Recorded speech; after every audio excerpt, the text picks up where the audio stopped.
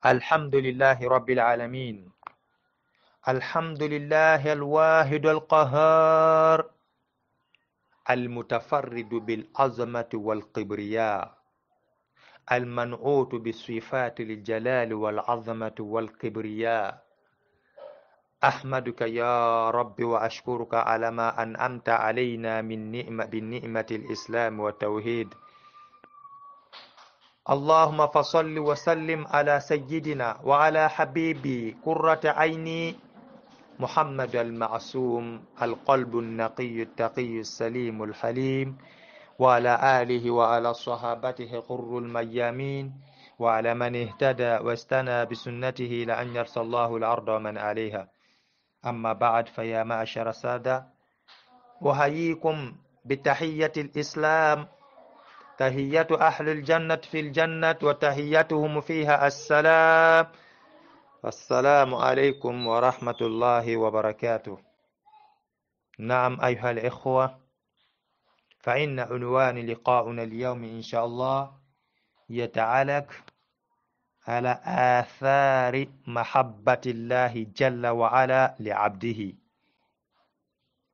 إخوة الحضور،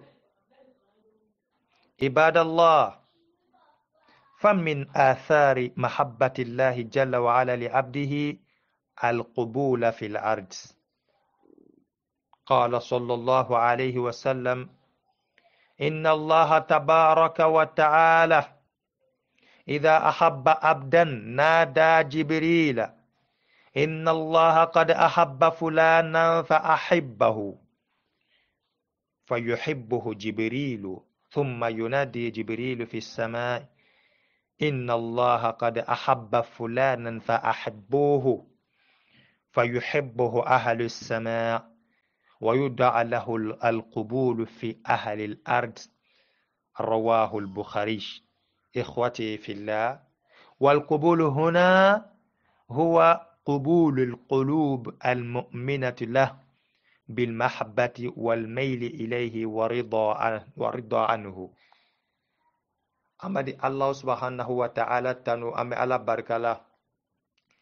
أمي صلاة نمان السلام كسيني على فيك كان كدم باكان كدم تو محمد صلى الله عليه وسلم. أمي تنغني على باو في كبو الشيطان تريما ana fota anana keta bela denina bensema yo masa ala leye amanyina ala o fe masa kalanke masa hinete aye hina ka yafa ka duene ni namemba bela denima ka ayro majenya ka bo shetana cheni kunangbo toroya ma ka ambla ala ere ka sla teleni ka nayi ala ere kobla slaye Slami nabe an kunsi ala yɛrɛ ma ka duniyarɔtigɛ nɔgɔya an bolo, ka arikiyamana sɔrɔ koɲuman nɔgɔya ne namɛnba bɛɛ bolo, ka jannatul firdausu kɔnɔ don koɲuman nɔgɔya an ye. Ala ma o kɛla ne ni alu bɛɛ ladɛnni ye. An badenmaw, an lamɛnba bɛɛ ladɛnni, an teriw, an fa n'an baw n'an kɔrɔw, an na foli bɛ aw ɲɛ.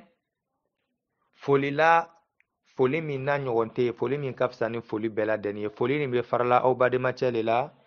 min tɔgɔ ye Yusuf Berete,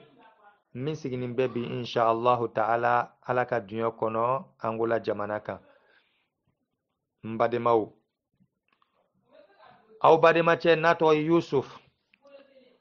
a bɛ fɛ ka aw baroɲɔgɔnya bi sɔgɔmada nin na baroɲɔgɔnya dɔ le la. Baroɲɔgɔnya min nafa ka bon ne ni alu bɛɛ ladɛnni kan. N badenmaw, bi sɔgɔma baro a bɛ borila min kan, o ye ko dɔ le ye adamaden bɛɛ ladɛnni ka kan k'i jija ka ko min ɲaɲini. Ne ani lamɛnbagaw, ani aw y'an kan transféré la ka la taa mɔgɔ minnu ma ala ta duɲa kɔnɔ inshallah, ala o sara ni hɛrɛ ye. Bi sɔgɔma baro ni a nafa ka bon ne ni alu bɛɛ ladɛnni kan. Ne badenmaw, bi sɔgɔma baro a ye borila min kan, a ye baro lamɛn bɛrɛbɛrɛ. N'i ka baro lamɛn bɛrɛbɛrɛ, ka baro ni faamuya bɛrɛbɛrɛ kɛ ala ta duɲa kɔnɔ, wallahi insha Allahu ta'ala i bi ni cɛsiri k'i jija ka baara kɛ kuma la, kuma min n'a ye bi sɔgɔma baro nin kɔnɔ. biso ma baro burla kominka wole ye ja modo ye dunya kono ala kawlu kani kayla dianye Allahu akbar iko minni ile ye amonyo kanina nyamma mbadimaw bela deni ka lo mo min kadiye du kolokan inya tafe ka fu mo mina ala baro kadiye ala tama nyoya kadiye ala kuma nyoya kadiye ala telefoni nyoya kadiye adama dire kan nyo mo min kadi ijisukunye wallahi billahi wala ko bele kadiye toy bi toroya kuma min naseima toy bi itoroya ka koko nabe toy la koko nabe ile toro kuma kan rowa ake ay kecogo le rowa me ikani nyo ikam mo min kani ka kani yere degré la mo min kani warani bi jusukuna wallahi ita fe nya be fo atigila toy bi itoro koko la no tila mo bo o tila mo bo nyo keme kila wallahi ateki nyina foyi aita mena mo la wa ko ko fakar sa ko abrabe ko to brabe asunaro he abeni ile ma ni kuma ni beni ile ma ni ko ni ke beni ile ma natu ka ke fakar sa walma natu ka ke nyono bere ha ko tutena diala mune ko so chedo ka kila walma musodo ka kila diani donc ya lon ka fo vraiment o tigila mo kanini iji sukuna don ni mo ka mo min kani ashama no nala mi kuna diani limani atila hali oti ka ke bara ju kelika ile ite oti la mo la bara juma ye la juma ye nala ma kuna dia ke ka mo min kani nati ta la juma slaka ifene meta juma slaka wole ko sa afoni ko almar'u ma man ahabba ko adama den ko ni mo le be wuli kiyama lolona ika mo min kaninde wole ko sa fola fana ko almar'u ala dinu khalile falyanzuru ahadukum man yukhallilu Allahu akbar ko adama den bela denin be akani nyogon ajuskun diana mogo anyanya ne suma bobaga ala mo min kadiye foka danatimi ko bela deni ikani nyogo iteri idiana mogo ko adama den bela deni o la dinale kande donc ko ayi mun ke oro sisa ko ay jija falyanzuru ahadukum man yukhallilu kay bela deni audiana nyogo nyana bo oro sade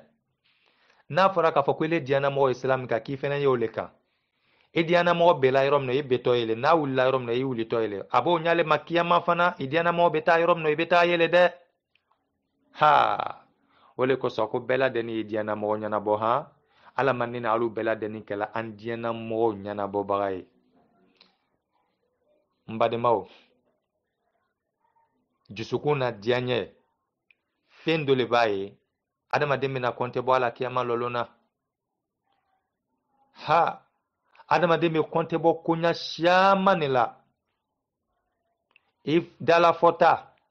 nyakse be min flela dabe min fola tolo be min namena min be dola dabra kono min dola kono faskolo be mala minna sen tala yoro mino bolo mala femina Allahu akbar adama de be konte bo ni bela denini na kiyama lolona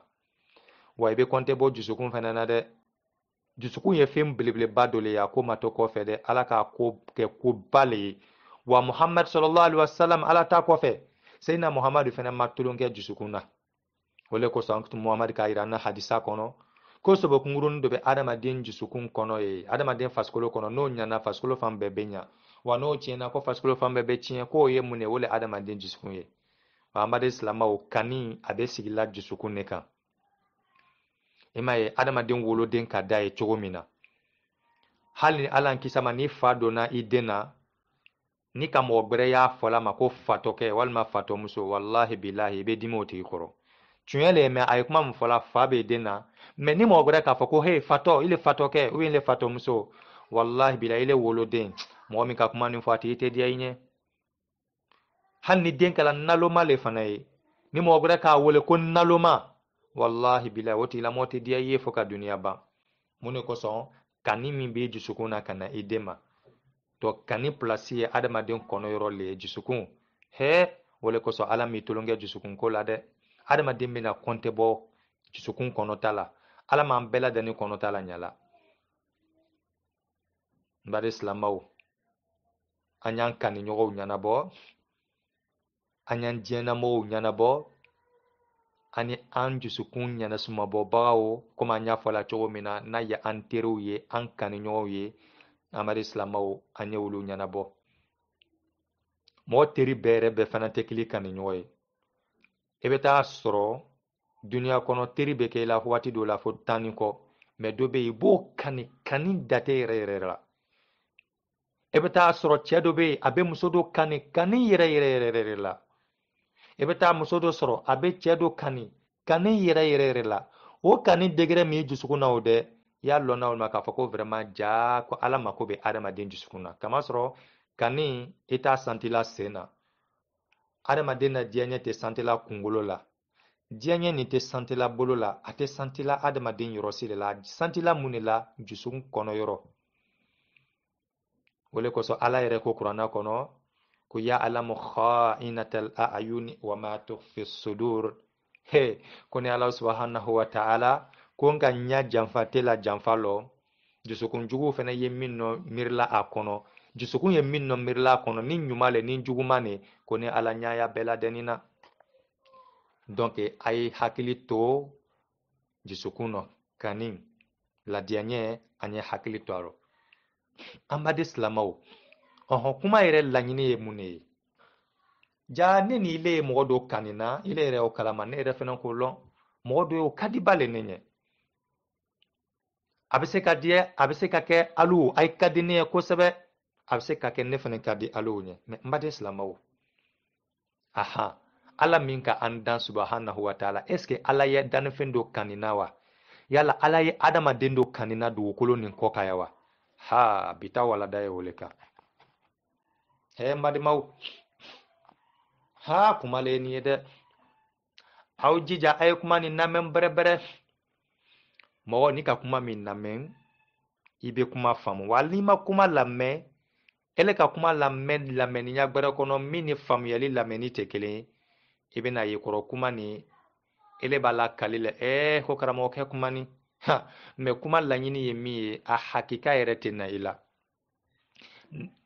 kuma lamɛn bɛrɛbɛrɛ ani hakili taga ɲɔgɔn fɛ o le bɛ faamuya di la adamaden ma i ma ye mɔgɔ dɔ bɛ yen a bɛ suratul fatiha yɛrɛ karan ten suratul fatiha a b'o karan a bɛ t'o karan na a bɛ kasi k'a sɔrɔ suratul fatiha jahanama tɔ t'a kɔnɔ arijinɛ tɔ t'a kɔnɔ amadu silamɛw mɛ a bɛ suratul fatiha karan a bɛ to f'a bɛ kasi mun de kosɔn miiriya nin bɛ taa la a min fɔla a da la walima min na mɛnna a tolo la a hakilina bɛ taa la o le fɛ ala bonya bɛ na a dusukun na ala kani bɛ na a dusukun na ala ɲɛsiranɲɛ bɛ na a dusukun na ɲɛsiranɲɛ min bɛ na ale dusukun na a bɛ to o bolo kɔrɔ dɔrɔn f'ale yɛrɛ b'i miiri a la jugumanw ma a b'i miiri a saya ma a b'i miiri a la ko labantɔ di ale bɛna la kaburu kɔnɔ di ale bɛna ɲininka ɲa jumɛn de ma k'a sɔrɔ suratul fatiha nin kɔnɔ kaburu kɔnɔ lali kuma tɛ a kɔnɔ siratu tigɛ kuma tɛ a kɔnɔ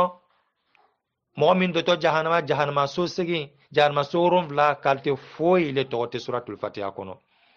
mɛ amadu silamɛw suratul fatiha bɛ kɛ sababu ye k'ale la kasi o bɔla mun de kɔnɔ dusukun ye min nɔ miirila amadu silamɛw ala ma dusukun ɲɛnɛma dilan ne ni alu bɛɛ lajɛlen ma yala ko alahu subhanahu wa ta'ala ye mɔgɔ dɔ kanina wa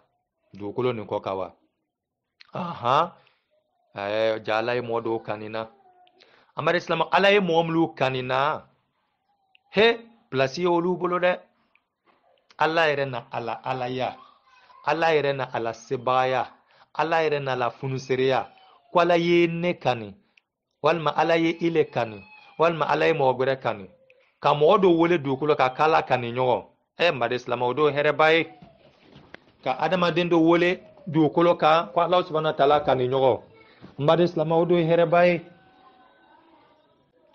donc an y'an jija ala ma ne ni alu bɛɛ lajɛlen kɛla ala subhanahu wa ta'ala kani ɲɔgɔn ye wa ala ye kani adamaden kanina sababu dɔw le la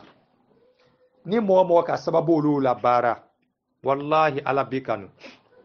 mɛ ni ala kile mɔgɔ min kani i mako bara ɲa he nala ki ka ni tabranya ele commerçant ele min b'a ɲinina ala fɛ waati bɛɛ ko ala y'i harijɛ foli ko ala ye client shamana na ile kan ela butuki ye marché relation ɲini ala fɛ fɔlɔba i jija fɔlɔba ala kani ɲiniba i kani ye don Allah subhanahu wa ta'ala la harijɛ ye ala min bolo nafolo bonda ye ala min bolo client ye ala min bolo sababu ɲuman ye ala min bolo n badimacɛ n badimamuso i jija wa ala y'i kani fɔlɔba i sigi y'o kɔ ma filɛ ile min ye baara la wa kɔnɔ n'i ye jama ɲinina i jija ala kani ɲini ni ka ala kanu sɔrɔ ni diyala ala ye inshallah taala y'o kɔ ma filɛ ile min ye sanu ɲinina ile min mako ye pétrole la ile min ye taariya la ile min ye minizeya la ile min ye chauffeuriya la ile min ye baara la hali i patron bolo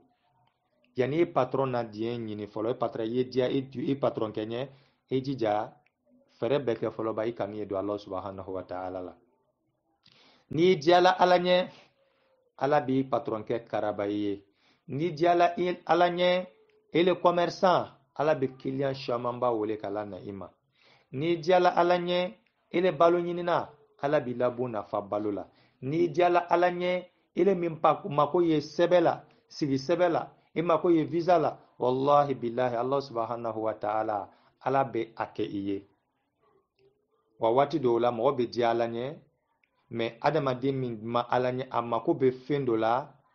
ala t'o d'a ma mais i kana jate dɛ ko ala ma di ma dɛ hey Allahu akbaru i ma fɔ ala ala kani ɲɔgɔn ala kani ɲɔgɔn ala kanibaga ala ka mɔgɔ min kani dugukolo nin kɔ kan amadi silama o tɛ a tɛgɛ jigi jana ala ye k'a fɔ ko ala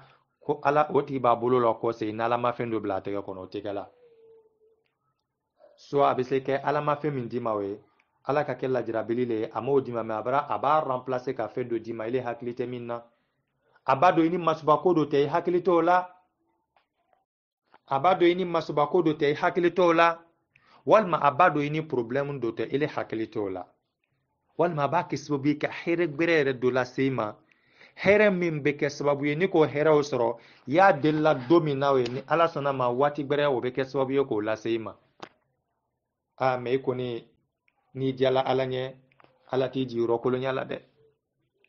bien sûr ala bɛ se ka lajarabili la i kan ka waati gbɛlɛya i ma ka harijɛ gbɛlɛya lase i ma problèmew bɛ se k'i sɔrɔ haminakow bɛ se k'i sɔrɔ tɔɔrɔyakow bɛ se k'i sɔrɔ ala o la wulila mun ma o kɛra lajarabili le ka dɔ fara i sara kan mais o t'a yira la k'i bɔma ala ye dɛ n'a tun k'a yira k'a fɔ ko ala la lajarabili mun lala a kaniɲɔgɔnw kan k'o to ala la goyaɲɛ le ye kɛlɛlasedenw tun tɛ lajarabi dugukolo kan o mais ala ka kɛlɛlasedenw lajarabi ka i lajarabi mɔgɔ juguw la hasidiw la minnu a ye man di mɔgɔ minnu ɲɛ ka i lajarabi siɲɔgɔn juguw la ka i lajarabi amadu silamɛw hali kɛlɛlaseden dɔ yɔrɔ lajarabi la ka a furumuso kɛ a jugu ye kɛlɛlasedenw dɔ lajarabi la ka a woloden kɛ a kan sɔsɔbaga ye seyidina nuhu alayhi salatu wasalam a den ka kumakan sɔsɔ o kɛla seyidina nuhu lajarabili ye seyidina lutu alayhi salatu wasalam a furumuso kɛla a jugu ye amadu silamɛw ala ka jangata nala a muso tola jangata rɔ ala ka seyidina ibrahim lajarabi a wolofa la a ma sɔn fewu ka bɔ jobato sila kan allahu akbar ala ka ankutu mamadu lajarabi sallallahu alaihi wasallam a benɔgɔ kɛ min k'a defane k'a la kɛlɛ kɛ amadu silamɛw mais a ma sɔn ka tubi ka don silamɛya rɔ allahu akbar donc ninnu ye lajarabili le mais est ce que yala seyidina ibrahim ma di ala ye wa ala amadu silamɛw ala ka seyidina ibrahim wele di le ko ne ala bara seyidina ibrahim kɛ n teri ye ka kɛ n kaniɲɔgɔn ye la ilaha illallah wala ko sa aya mena ko ibrahim khalilullah ko sayyidina ibrahim ko ala teri ala kanu ala diɲɛ mɔgɔ ala deɲɔgɔn allahu akbar amari islamaw ala ka kire muhammad sallallahu alaihi wasallam ako hadisa kono ko allah subhanahu wa ta'ala ka an fa sayyidina ibrahim kala subhanahu wa ta'ala ko ta ka teriye kala baran ni muhammadu fene ke ateriye allahu akbar men badimawo yala teriya no ala la diɲɛ ni ala la kaniɲɔgɔnya no ala kɛ ka danfɛn dɔ kani dugukolo kan yala wo dani kɛlɛla sedew dɔrɔn de ma wa yala ala tɛ na ne ni ile fana kanu wa donc n'ala ka nala la kanin be sin neni ile fana ma bi wala da bi burla woleka ambo kuma jabi wallahi ala be neni ile kanu mais ala te neni ile kanu na ti gbansande ko neni ile chekan adama de ne mo do kanina fakar sa gbani ne mo gbele ko dobe mo do kani parce o fini ale mo fimane ko dobe mo kani mo belebele ba kama soro mo belebele ba le kadale do fene be do kani koloma miseni ko mo koloma miseni ne kadale dobe do kani mo jane kado nya bo kani dobe mo suruma do kani kama soro mo suruma ne kada alenye mo don do ta kani ko tekele adama de wule kani kala o nyama me ala ta kani to nyama de madema ala te mo kani na ki chekan ala te mo kani na ki numbala ka jan ala te mo kani na ki le numbala manjan ala te mo kani na ki le fini ala te mo kani na ki le gbeni ala te mo kani na ki ka bo ki ka ja ki ka do ko wari bibulu ko masabiye ko president die ala te mo la boyen la fana ko fantani ye ala te mo la boyen la fana ki mambo ki mando ala te mo la boyen la fana ki gbeni ki chekan ki cheju ala te mo la boyen la fana ko seti nye fana ala ye mɔgɔ min na goya la o mɔgɔ be mais bita ana bi baro ye min ka wole mɔgɔ ye ala ka mɔgɔ min na diya ɲɛ ala ma an ni alu bɛɛ lajɛlen kɛla ala diya ɲɛbagaw ye n badenmaw ne ni le min ye problème no waati bɛɛ n'an ka ala ladiya ɲɛ wallahi ala bɛ solution di an ma n'an k'an jija ala ye an kanu ala ladiya ɲɛ t'a la dɛ an kanu ye don ala yɛrɛ dusukun na le ala ye an ladiya ɲɛ do amade islamawo anana hadisa kuna antu muhammad ko alayhi salatu wassalam kuna laka mɔgɔ min kanu ko allah subhanahu wa ta'ala nalaka mɔgɔ min kanu kala subhanahu wa ta'ala be kɛ o tigila mɔgɔ a yeli ɲa ye a yeli kala a ɲamina kuna la k'i kanu allah subhanahu wa ta'ala be kɛ i mɛni tolo ye ye mɛni kala tolo min na kuna Allah subhanahu wa ta'ala ki kanu ka Allah subhanahu wa ta'ala be ke i bolo ye minali kala i bolo mina kuna Allah subhanahu wa ta'ala ki kanu Allah subhanahu wa ta'ala abeke i sen ye tamala i semina kuna Allah subhanahu wa ta'ala ki kanu koni ka weleli duwawu ni ka ala wele ala kala bila duwawu ni bela deni jabi kuna Allah subhanahu wa ta'ala ki ka ala deli kala yiroma jaya ka bo fen ma ko Allah subhanahu wa ta'ala bi yiroma jaya ka bo fen bela denima amari islamaw he ni kuma ka gbuline nala ka ke adamaden kani nyoye kala be ke iyeli nyaye yeli kala nyamina nala ki kanu ala be ke iyeli nyaye yeli kala inyamina obeke nyajumane ma ala be fereke ala be duye ile ka sawaba kinye inyakise ala ta dunyo kono nya be ta la asawaba annafa ko gbansane ka nala ka mɔgɔ min kanu o tigi seko be a ɲarɔ ala bila tanga inyala k'i ɲalɔ haramu nɔ kɔrɔ hakili be jɛ ala k'a fɔ ala tana le ni i bi ɲa bɔ arɔ ele ala ka mɔgɔ min kanu o tigila mɔgɔ ɲa tɛ o la lɔla haramu ko kan a kɛla television de la wa a kɛla kɛnɛ le kan wa o ɲa tɛ o la lala o haramu sila olu kan ala bara o tigila mɔgɔ kanu ne n'ala ka mɔgɔ min kanu o tigila mɔgɔ ɲa tɛ o la lɔla baribon kɔnɔ n'ala ka mɔgɔ min kanu o tigila mɔgɔ ɲa o tigi tɛ taa la lɔla dɔnkɛlaw la k'o mafilɛ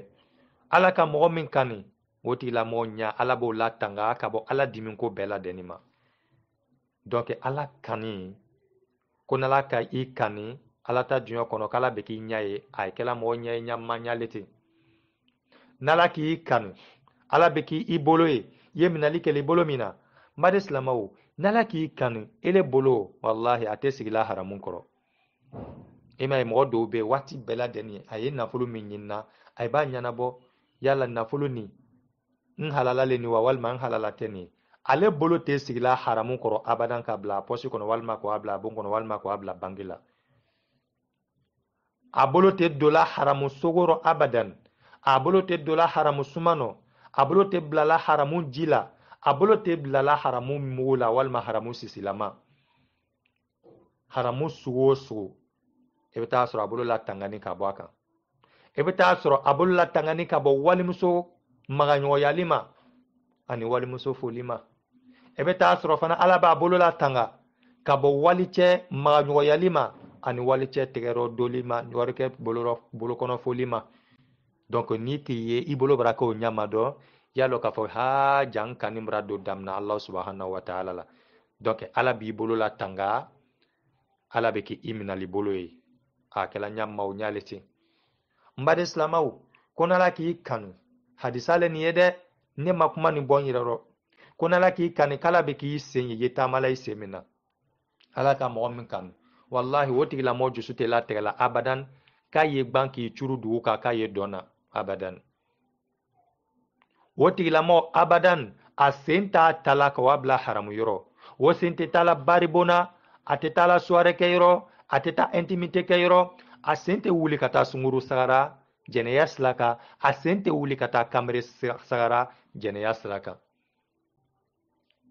ale sen bɛ taa waati bɛɛ le dawa kɛyɔrɔ bɛ yan fɛ dawa kɛla yan fɛ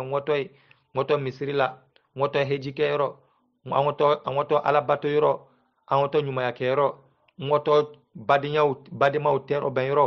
terima fila bara bila ɲɔgɔn na ŋɔtɔ olu tɛrɔ bɛn yɔrɔ ŋɔtɔ n badimaw fo yɔrɔ ŋɔtɔ n fa fola ŋɔtɔ n ba fola ŋɔtɔ na halala nafolo ɲini yɔrɔ donc ala sɔnna tala ka mɔgɔ min kanu o tigi senla mɔgɔ sen la tangala tele a sen tɛ taa bila haramu sila ka abadan allahu akbar donc an bari silamaw n'ala k'i la tanga ko ala bɛ k'i mɛnni tolo ye i ye mɛnni kɛla tolo min na n'ala k'i la tanga n'i diyala ala ɲɛ ko ala bɛ k'i mɛnni tolo ye i ye mɛnni kɛla tolo min na i bɛna ye o tigilamɔgɔ abadan a tɛ sɔn fewu a ye misiki lamɛn a tolo la a tɛ sɔn fewu mɔgɔ min ye mɔgɔ kɔrɔfɔ kɛla mɔgɔ mafɔ kɛla a kɛrɛfɛ k'a ye o tigila mafɔli diya dɔ a rɔ ale y'i sigi dɔrɔn ka rɔfɔli kan kɔrɔfɔli kan mɔgɔ mafɔ kan k'i sigi dɔrɔn k'o lamɛn wallahi a tigilamɔgɔ tɛ sɔn o ma n'ala ka mɔgɔ min kanu k'ala bɛ k'i mɛnni tolo ye o tigi mɛnni tolo wallahi jemefɔkan o tɛ dɔ la o tigi tolo rɔ n'a ka don a rɔ peut-être fo n'a timitɔla le amane silamaw ou bien dɔ bɛra o jeme fɔ yɔrɔ dɔrɔn a lu kɛrɛfɛ a se tɛ a yɛrɛ rɔ a tɛ se a la lu tala ka bɔ ye walima du ye musique jouer la yɔrɔ dɔrɔn a la baara yɔrɔ kɛrɛfɛ a la lu kɛrɛfɛ a se t'a rɔ a tɛ se a la lu tala ka bɔ ye mais ale yɛrɛ t'a bilala abadan k'i sigi k'a lamɛn n bade silamaw sɛbɛnni kitabu dɔ kɔnɔ ko adamaden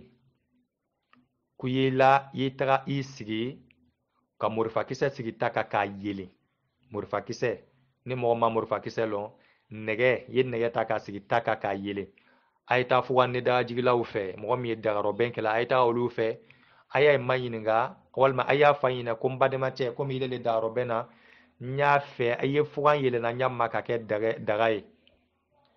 i sabari ye fuga dɔ yelen ɲɛ bi ba n ye fugan yelenni n y'a ji ye yanni n y'a kɛ daga ye n y'a mafilɛ allahu akbar n badenmacɛ walima n badenmamuso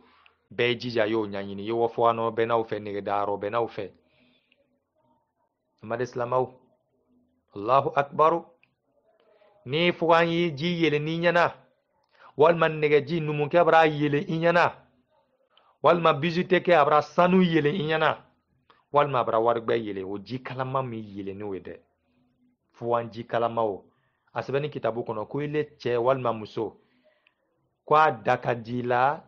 yila ka o fugan ji kalama o y'o di mɔgɔ dɔ ma i y'a fɔ n badenmacɛ walima n badenmamuso n teri fugan ji kalama nin kɛ n tolo wo kɔnɔ dɛ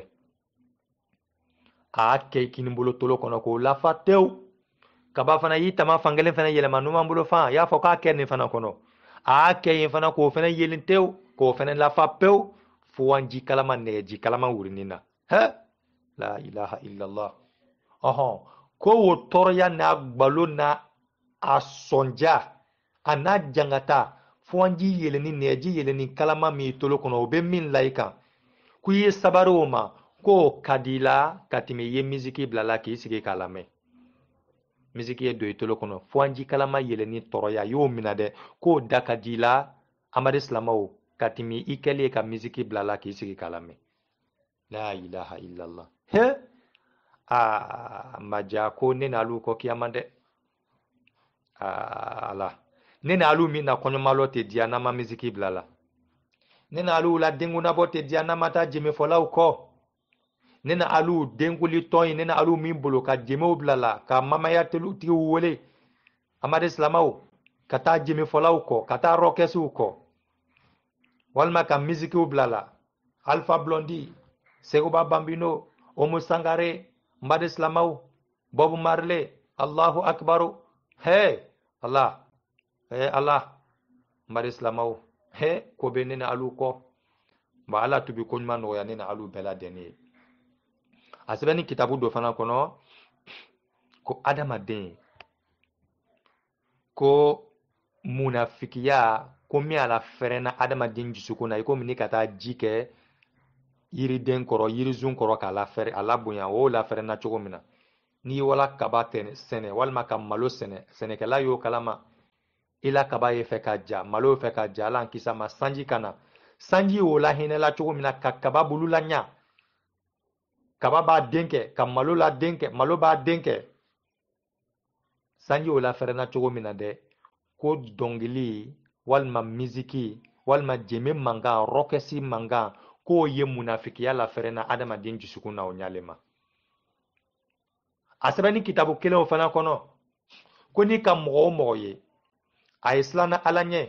a ye selila a ye sundonna a ye jabɔla a ye hejila a ye ala bato la a ye ala bato bɛɛ kɛla mɛ ka ɲɔgɔn misikila mɛnna tɛ a ɲɔgɔn dɔnkɛla tɛ a ɲɔgɔn jeme kɔrɔba a ɲɔgɔn dɔnkɛ yɔrɔ tagala tɛ a ɲɔgɔn misikila mɛnna tɛ a ka kɛ bolo bolo kɔrɔ a bɛ misiki bila la denguli le la wa a b'a bila kɔɲɔmalɔ le la wa a bɛ dɔn kɛ a bɛ timite kɛ ale sabananko bɛɛ walima hali n'a yɛrɛ kelen ne ni ɲɛnasuma b'a la misiki dɔnkɛkanw o le bilala la kini k'o mɔgɔ ye hali n'a sɔrɔ k'a ye selila k'a sunula a jaabola ɲɔgɔn alabatula tɛ a ɲɔgɔn hejikɛla tɛ ko n'a tigilamɔgɔ yɛlɛmana ka na kɛ munafiki dafani ye k'o kana bara yɔrɔ kamasɔrɔ angɛrɛ n'a ye kɛla suman kɔrɔ k'a lamɔ k'a labugu k'a la ɲa kosɛbɛ kɛ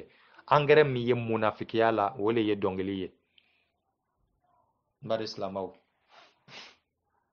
amari silamaw bolo kɔrɔ sisan ala nene alu bɛɛ lajɛlen na tanga k'an tanga k'an bɔ misiki dɔnkɛ o kanini ma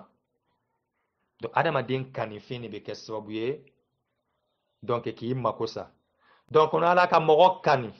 n'ala ka mɔgɔ min kani o tigilamɔgɔ tolo k'ala bɛ k'o mɛn ni tolo ye a tolo tɛ haramu na mɛnna allahu akbar donc ni ala k'i kani o rɔ sisan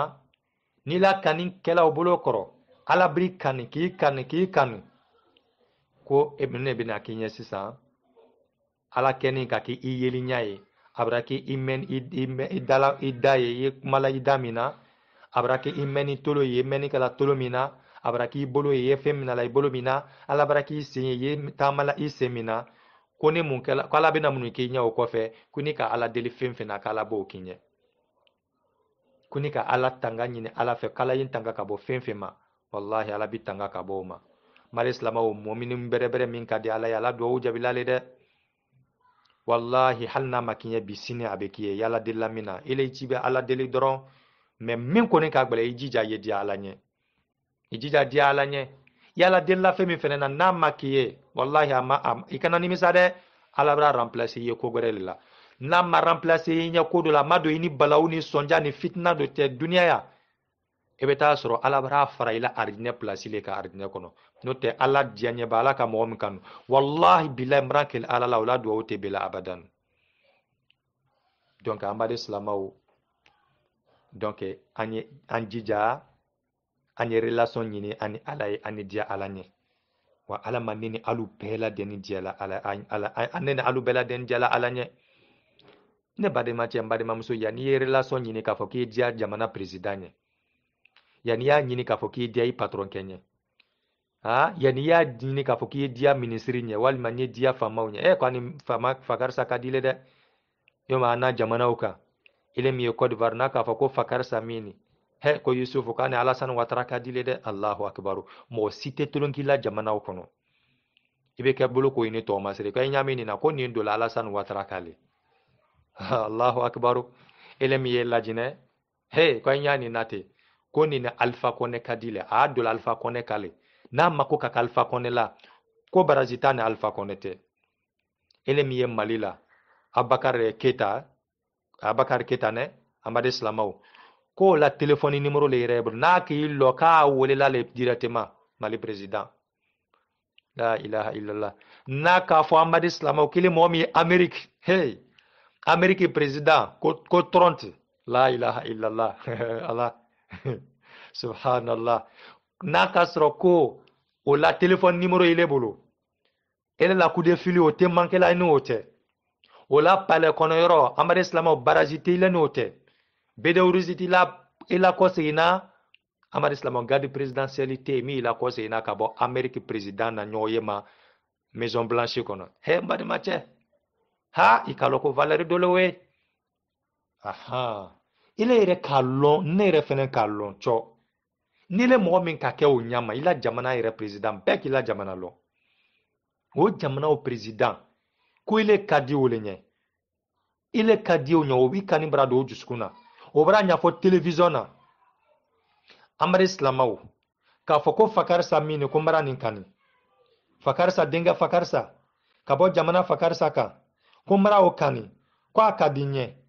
ko a ye bɛɛ ladɛnni y'a kani Amade Slamaw he ne kɔni ka ala ta dunya kɔnɔ ne kɔni k'a lɔn kɔni problème t'i la o jamana o kɔnɔ tuguni fo ala ta dunya fana la kiti la min na sa donc sisan Allah subhanahu wa ta'ala le ye le haut supérieur Allah subhanahu wa ta'ala liye masa bera dan na masai eko Europe président wa eko Amerique président wa eko Australie président wa eko Afrique président wa ala eko Asie président wa masa alami yo bela denin fabaga eko lu bela denin suma tuwa ka ke yoma imad ni lakli du kolokan masa mi ye olu bela denin na char combat bloqué baga Allahu akbar masa min bɛ na lon dɔ la k'olu la palɛba nin bɛɛ gbara la k'a bɛɛ ladugu ka kɛ yomi palɛ ni lɔni tun tɛ masa min bɛ na u la kɛlɛkɛden jamaba nin bɛɛ ladɛni nita kelen k'a ye bɛɛ suma tɔɛ hey la ilaha illallah masa le haut puissant le haut supérieur le tout puissant Allah hey wole masa bela den na ɲɛfɛ o masa le tɔgɔ malikal mulk tuutil mulka man tasha wa tanzi'ul mulka mimman tasha wa tu'izzu man tasha wa tudhillu man tasha biyadikal khair innaka ala kulli shay'in qadir o masa le sila ko bela denina ale le masaya dila mɔgɔ ma min ka diya a di k'a di mɔgɔ min ma a bɛ masaya bosi mɔgɔ bolo Amade Slamaw k'i kɛ mɔgɔ nin ye komi ma tele kelen masaya kɛ jamana kɔnɔ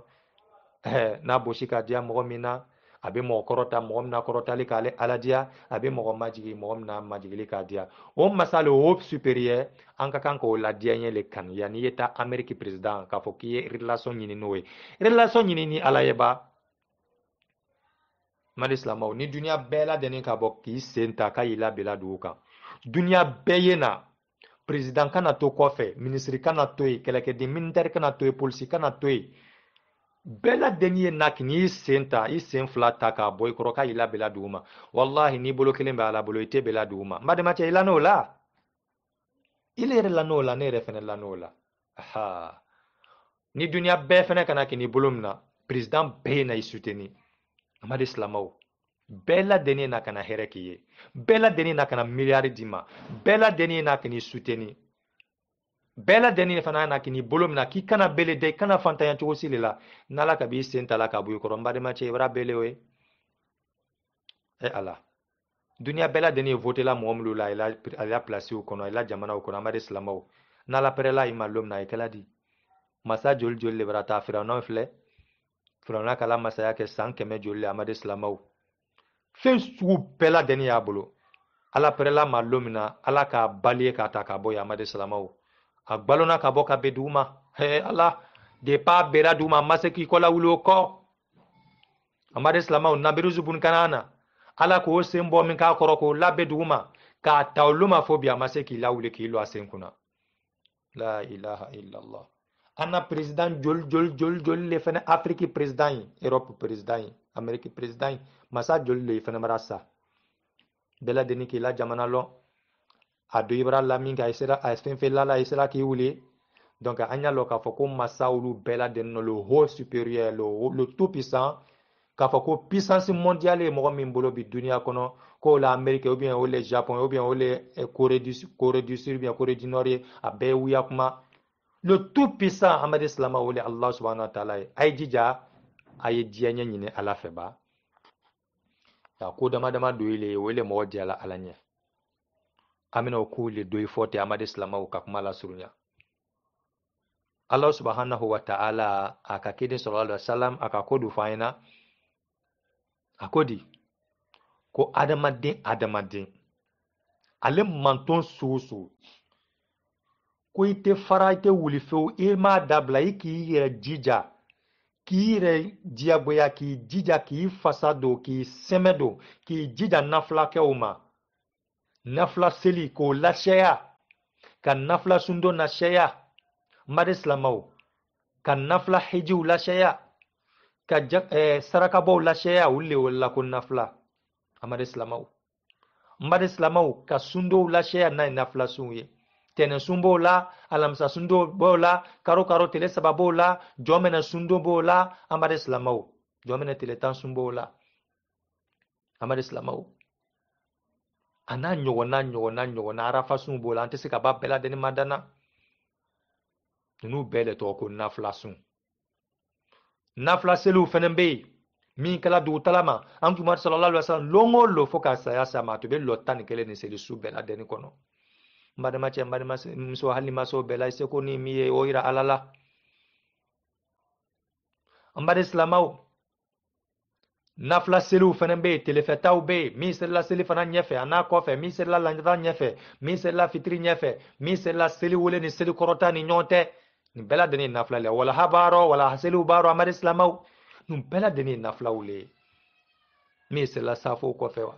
rakatul fajiri min selila shaful witiri min selila nin bɛɛ ladeni ye nafilaw le ko mɔgɔ o mɔgɔ ni ka nafila ladimi ko i tɛ fara i tɛ wuli fewu ko fɔ ala y'i kanu ala mɔgɔ kani k'a sababu ba dɔ le ye nafila kɛli ye ka nafila ladiya n ye amadi silamaw o tɛ dɔ ye o ye kobale ye dɛ donc an y'an jija an ye dɔ fara nafila seliw kan an y'an jija an ye dɔ fara nafila sunw kan an y'an jija an ye sarakabaw lasɛya an b'an jija amadi silamaw ka insha Allahu ta'ala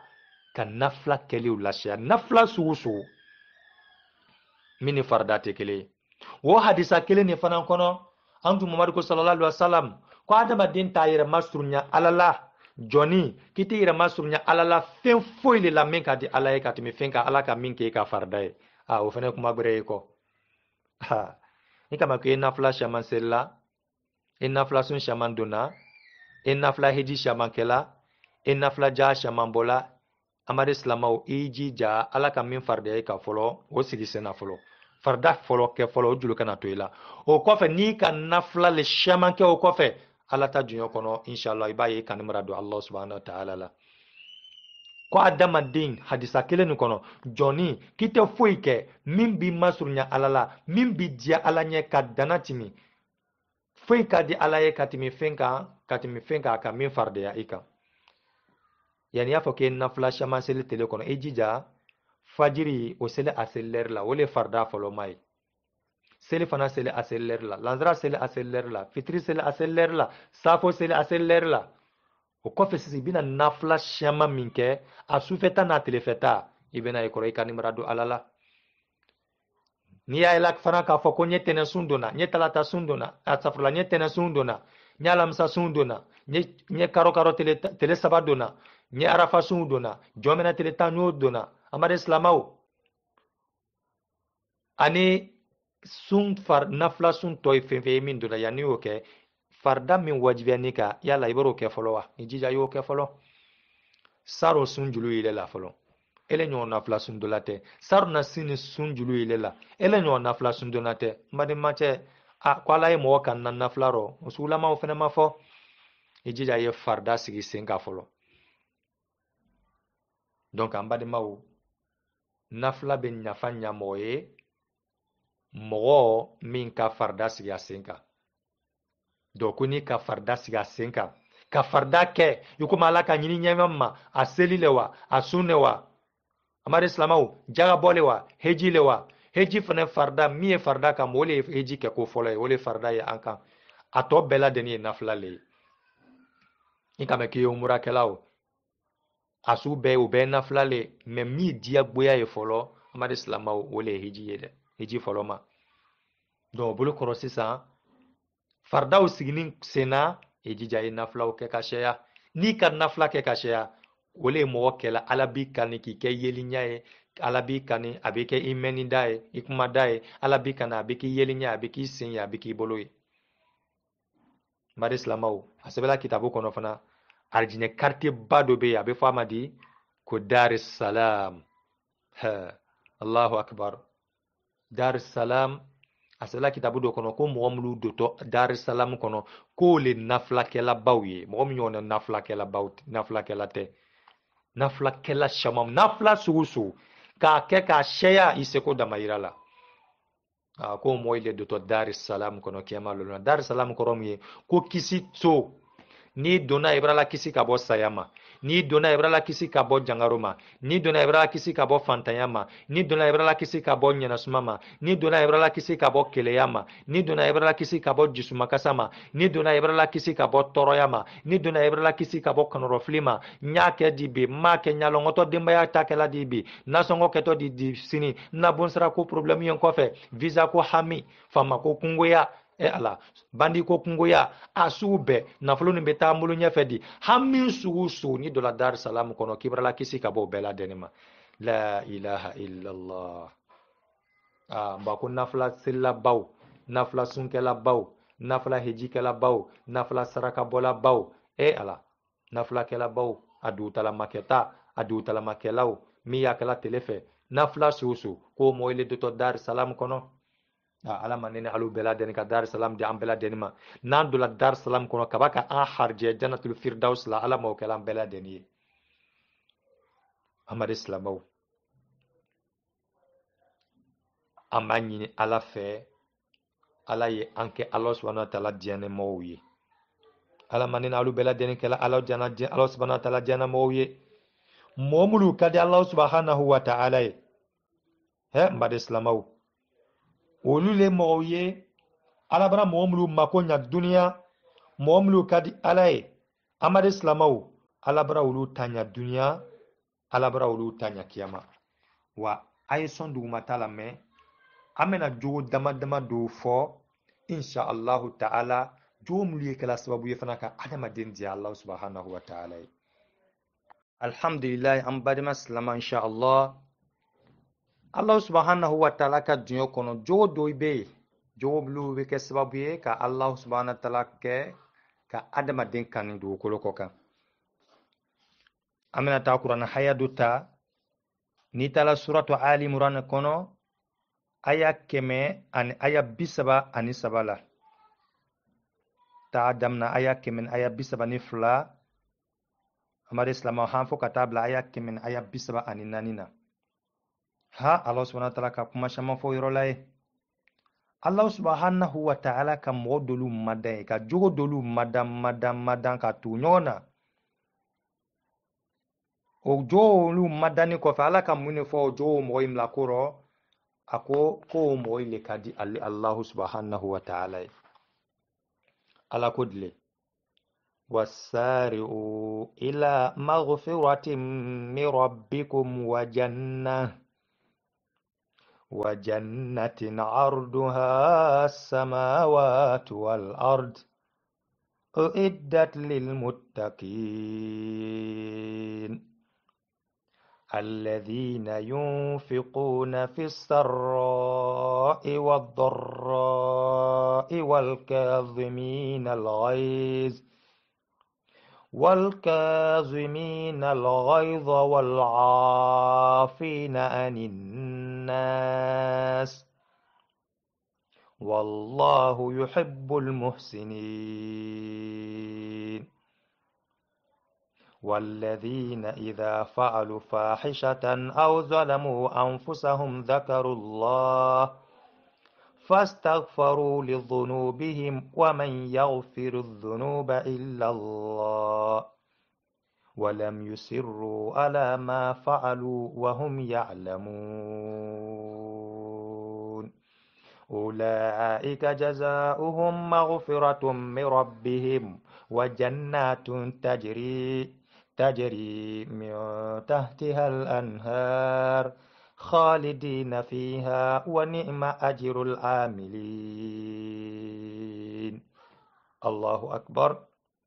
هي mbade islamaw ala ko dile suranu kono ako wasari'u ila maghfiratin min rabbikum. Hey, kwaye nyo concurrence kede ay bori ay jija ay wo ay sena kelia ay nyo concurrence ke kata ko nya duma ala to ko ile folate. He kay nyo danke olu ko iro parce que Allah subhanahu wa ta'ala to komulu folate aka komulu mada aya ni kono sura ni kono aya ni kono mbadi islamaw ha o moy Allah subhanahu wa ta'ala ka fo aya o labano ko moy le kadi Allah subhanahu wa ta'ala ala bro moy kan wole ko so ala ko ala do yefe aye ambela deni kan kama so ambe hine ala le kanene alu bela deni da ala kan dan chugo mina wallahi an hine ala la katimi an yere kan asabala kitabu do kono ko adama den iwolo den hine ila chogo mina wallahi ko Allah subhanahu wa ta'ala hine ala la katimi iwolo den hine ka eji sukuna kama soro ibn adama de sisa awolo den na wolo den wunu mana wal ma itamala ko ayre bla tasmaro den kolombali he den hine be do ala abe kule abe bori abe ta den taka den boy mune ko so den kani ma ju sukuna ata fe de yitoro ata fe de jangata ata fe den balawo soro me beta soro bamso ma den talawati na kabo tasma ma ka na kana wa bla taro wal ma kana wa bla ayre halaki koro wal ma den fe kabo itajila ka jalan kisa Muhammad islamau bamso ma wala den talawati na den be kule abe dimi ale bolo abamso ma bara le toro abamso ma bara ale amina ka bo anni dianan kolema wole ko so den kasla bamso man ka lonale wala do tasman no tena diay o tena be denima ni deni bola yoro na ka be o tena be denima mais ni tala den ta driba abi kasla abi woloki abi muruti mune ko so ale bolo ele bara do ana dianan ko le tewe mais atakalama ana la tema fena yetele ala ka jahannama da ala le nyaye jahannama lay nena lusi nyatala nena lusi masa folo ansima jahannama ye folo milu barasa alhamdulillah ala hina laulula mi sanang dum ta saka ala kilimbati aka ala laulu kisi wala be kisi jahannama ma ala maulu be do la arjina kono na ali arjina dew ala be jahannama ira ulula ya lon ka lo vraiment ala hinen awla ka awtanga ka ay bo place juguni ne ma ka ila do arjina kono donc amadi islamao mais ala ka jahannama lo ka jahannama dan ka arjina fenen dan bara jugum luye ke la sababu ka nena alu la do jahannama ala ko kankana oke an kana dolomi an kana sunyali ke an kana jeniya ke an kana détournement ke an kana mo tonyo ikini che tonyo ikini che bolo fenotien ikini muso tonyo ikini muso lebu ye hine bangbawla adama denw ala subhanahu wa ta'ala ka juna ala ko kanye ko mlu toy ala ko kanye koko ala subhanahu wa ta'ala ko kanye koko toy ala subhanahu wa ta'ala ka juna kono o ko ulu ala ko kanye ko mlu toy ala subhanahu wa ta'ala ka juna kono mbade islamao ni ka olu ko olu jatemina ibeta soro o bela deni toli kagbele adama dema kane sunyali toy o to kagbele amma kwanye dolomin toye oto kagbele ama kanye wuya fotoye oto kagbele ama kanye détournement toye otoli kagbele ama kanye motonon toye otoli kagbele ama dolo ka danye shueli ka danye jeneya ka danye wuya fo ka danye détournement ka danye ma anu bolo kana here olero ma anna here toro ala yang gbana ma ka ba ma kunkele min ko son parce que ala nyai tasuma le la ani wala tasuma le ma ala le kana anta ka mbo tasuma ma le ko san hine ala la katima ire ka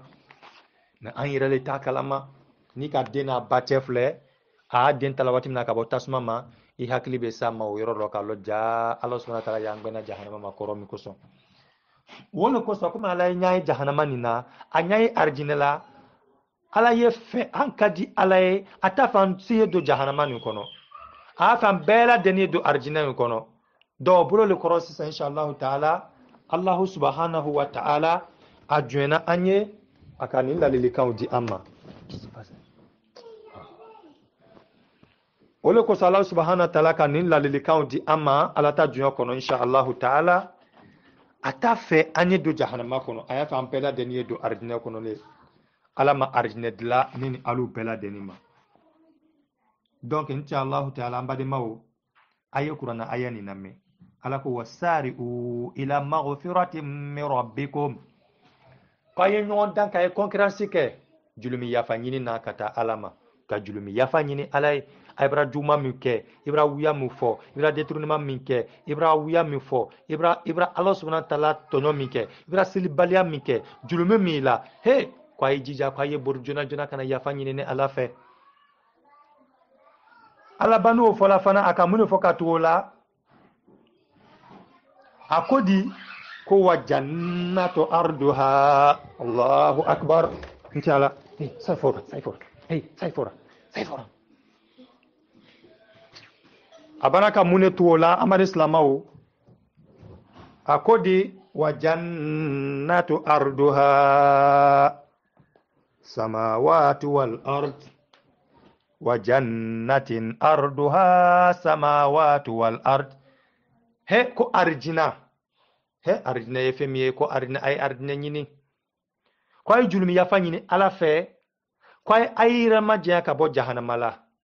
ko ayire masurnya ala la ay arjina nyini ko arjina ni ko arjina kono largeur ka bo katimi 100 francs blanc kulo francs blanc bela deni tuni nyoka ka bo bela deni ko ne Allah subhanahu wa ta'ala ko robbe mo juma ni nye lil muttaqin ne Allah subhanahu wa ta'ala nyeslan baw he konko place baw robbe ulule nye ay woto tasma mi mate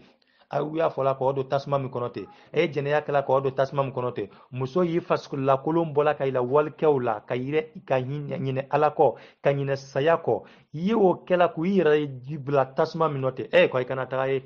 ala fleka antate ka bo tasma ma aflete ka annosu kata arjinema amar islamau alama ambena sawabama me kuma ni lanyini amina ta kuma ni nyefe ani kuma yoro min ko kuma danya folole we folo kuma danya tomlu nato kuma tomlu nato kofe wuli adama den kani yira la alala a yira la adama den la ka fo vraiment Allah subhanahu wa ta'ala bri kan ko yoro la ko dile fana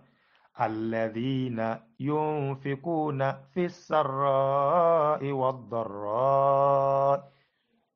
he ko mom lu yesraka bola bawi mom lu jakaw bola mom yesraka bola mi hinela bank bawla mi hinela bank bade mawla mi hinela slamaula mi moji tuna mi dépenser kala ala kuro mi misri lolaw demena mi misri lola mi karambo lola mi financement kala ka mawla heji mi lo hinena mawla ka moy deme ka mo desenu deme ila bonsra wala ila domino ila balola mom lu mad ka moy mad deme ila barako nyawro ka moy mad deme ila papio kuro ka financement ke ki bolo du ko ka dépenser ke ko mom lu financement o kala fi sarra'i wad darra'i wal kadhimin al ghaiz mom ye financement kala fi sarra'i wad darra'i mom ye financement kala gbele yaro ani no yaro wati ka gbele abulo aba seko ni kecho wati ka no bulo fana aba seko bawo fana ke wati suosu ale li helia suosuro abe boli kede asekola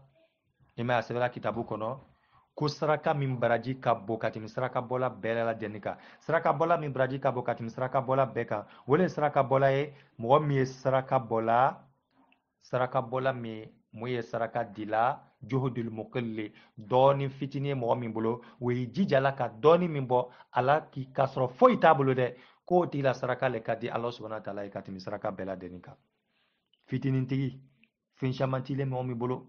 yesrana fantanyanye yeslana imananku baniye yeshana ibelinye yeslana julukana yelela ole muhitela oli halia korode ka dilike ha ko tila dilika di alay donc ko mo lu dilika la fi sarra'i wad darra'i no yani gbele yaro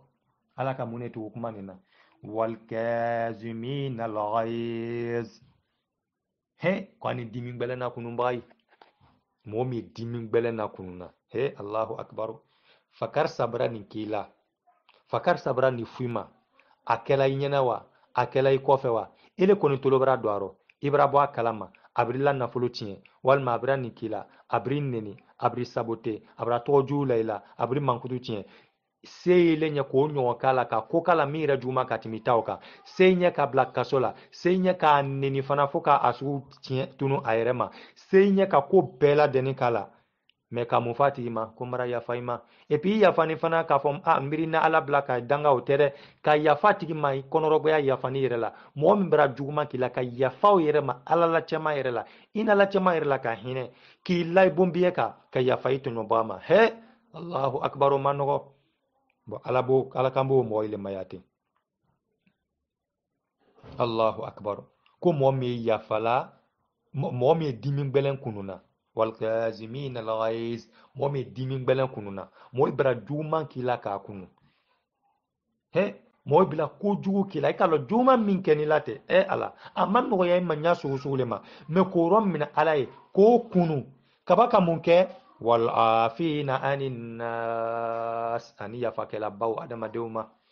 e fakar sa lele kan kenale kan fa me mara ya faima ya fa fene konoro baya ya fali yerela amade islamaw o mo dama mlu madanite ala ko mo ilma wallahu yuhibbul muhsinin ko nyali kala su le dumale alaye nyali kala category do ifleni mo mlu kadi alaye a category do ile fene madaninite anyan jija anyeke o grupu mu madanine anyeke o lutema anyeke yafa madilla baye kata alama anyeke concurrence ke baye arjine nyinino anyeke fisable saraka bo baye misiri lo baye fantay mademe baye ka moy mademe alakola ala nyinna mademe ka moy mademe hijula ka moy mademe saraka bowla ka moy mademe ayla nafulu nyini kola ka moy mademe la balokola amade islamaw ka financement ke gbele yaro ani no yaro anyeke o modwe anyeke dimin gbele na kunumba fanaye anyeke fana yafa kela baye mooma ko moyi ko wile to ko nyali ke baye ba ko nyali ke ba su le kadi alay mare islam anye fa anye di alay ala ka dianye a qualité de l'été ala manina alu bela den na dona ni ala na dianye qualité groupe ni ala manina alu bela den na dona o kono surtout ka yafa mooma amna histoire de fo sayyidna umar radiyallahu anhu alayhi salam radiyallahu anhu amade islam o sayyidna umar te farmbale trebeka lo nyama o ko fa antu muhammad norobla le trang muhammad la fatul ko fa ale siglang muhammad place la fana sena umar la barade muso do tube jonetre atola jikalaman tola timina bolo londo la jikalaman nana bon abula bonanya susu malale kalo jikalaman nana bon abolo ka ke sayyidna umar kuno sayyidna umar teli le tra kuno akun gbeni netu ka teli bo kuno jikalaman nana ke sayyidna umar la teliro he la ilaha illallah no kala nun ti bi telenna luti chaba koro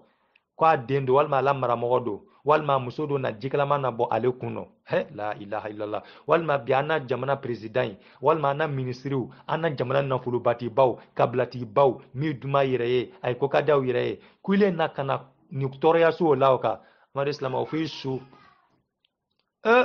jikalama na bona bara den mbolo seyna umar kuno minke seyna umar de la bar seyna umar akoko toroya bra warama okay mikala baraden kamu fo adata rabbe qur'ana ayan nema baraden kodi ko wal kazimin al ghaiz wal afina anin nas wallahu yuhibbul muhsinin wal kazimin al ghaiz wal afina anin nas wallahu yuhibbul muhsinin Allah baraden ko de ala ko mbara juman ke ko ko ala ko dimin gbele na kunu bay o foni min ke dron adaf so danya folo ma folo ko dimin gbele na kunu bay seyna umar ko ko mbara dimin na kunu ko barade a foni bolo ko wal kazimin al ghaiz seyna umar ko ko mbara dimin na kunu afo barade bolo ko wal afina anin nas ko ni yafakela bay moyma Seydina Umar ko mara yafayma wallahi mara yafayma afo bara dembulu ko wallahu yuhibbul muhsinin ko nyali ke layle kadi alay o kuma fo Seydina bara dembulu Seydina Umar ko danya kilimi fene foni bulo wallahu yuhibbul muhsinin ko nyali ke layle kadi alay ko mbiri ka horonya ile bara de kite jonyo ko mbiri ka horonya ma ko te wurla ka fo yaduma fana ki ka horonya fana amari islam ay liman ya digre fle masake bani a dimi ko a sonja ko a tɔrɔya ko ka yafa ka dimi gbɛlɛna kunu ka ba fana ka o tigilamɔgɔ kan hɔrɔnya a ma hali dɔrɔmɛ kelen d'a ma la ilaha illallah bon an y'an suma ninnu ma k'o mɔgɔ ile ka di ala ye an ye taa sɔn d'u ma t'a la mais inshallah